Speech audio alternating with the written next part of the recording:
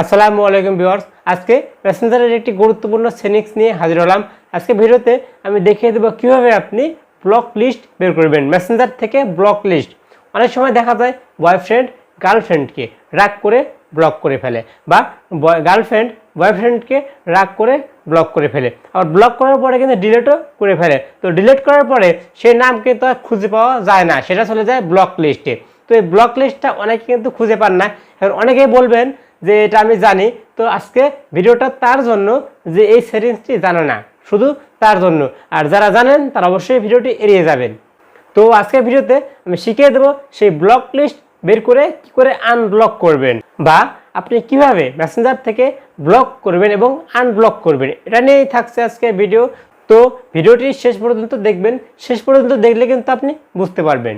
তবে তার আগে যারা এখন আমার চ্যানেলটিকে সাবস্ক্রাইব করেননি, অবশ্যই চ্যানেলটিকে সাবস্ক্রাইব করে বেল বাটনটি বাজিয়ে দিবেন, তাহলে আমার ইম্পর্টেন্ট ভিডিওগুলো নিয়মিত আপনার কাছে চলে যাবে এবং নিয়মিত দেখতে পারবেন। তো ভিউয়ার্স, আসুন মূল কাজটি শুরু করি। আমি খুব অল্প সময়ের মধ্যে দেখিয়ে দেবো, বেশি সময় নেব না। তো এই জন্য আপনাকে মেসেঞ্জারে যেতে হবে। আমি আমার ফোন থেকে মেসেঞ্জারে যাচ্ছি। দেখুন, আগে থেকে কিন্তু মেসেঞ্জার লগ ইন করা আছে, আপনার লগ ইন করা না থাকলে লগ ইনটা করে নেবেন। এরপরে দেখুন, এখান থেকে সাপোজ একজন আপনাকে ডিস্টার্ব করে, আপনি তাকে ব্লক করে দিবেন। তো এখান থেকে ব্লক করতে চাইলে, সাপোজ এই নামটা আমাকে ডিস্টার্ব করে, একে আমি ব্লক করে দেবো। থেকে ব্লক করতে চাইলে এরপরে ক্লিক করে চেপে ধরতে হবে। চেপে ধরে থাকার পরে দেখুন এরকম ইন্টারফেস আসবে। এখান থেকে আপনাকে দেখুন ডিলিট অপশনে ডিলিট করলে কিন্তু একেবারে ডিলিট হয়ে যাবে, কিন্তু সে কিন্তু মেসেজ দিলে আবার আসবে।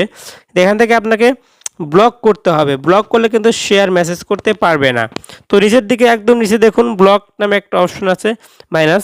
তো এখান থেকে আমি সরাসরি ব্লক করে দেবো, এই ব্লকের উপরে চাপ দিচ্ছি। এরপরে দেখুন আবারও লাল আইকন ব্লকড, এই ব্লকের উপরে ক্লিক করে দেব। ক্লিক করার পরে কিন্তু ব্লক হয়ে যাবে।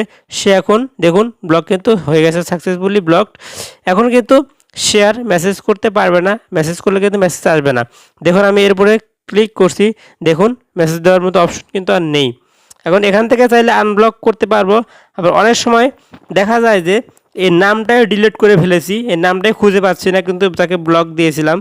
তো তাকে কোথায় খুঁজে পাওয়া যাবে, তো আমি দেখিয়ে দিচ্ছি। দেখুন একে আনব্লক করার জন্য সাপোজ আমি এখান থেকে খুঁজে পাচ্ছি না, তবে সেটিংসের ভিতর থেকে খুঁজে বের করে কীভাবে আনব্লক করব, বা আপনি এ পর্যন্ত কাকে কাকে ব্লক করেছিলেন সমস্ত ব্লক লিস্ট আমি আজকে বের করে দেখিয়ে দেব।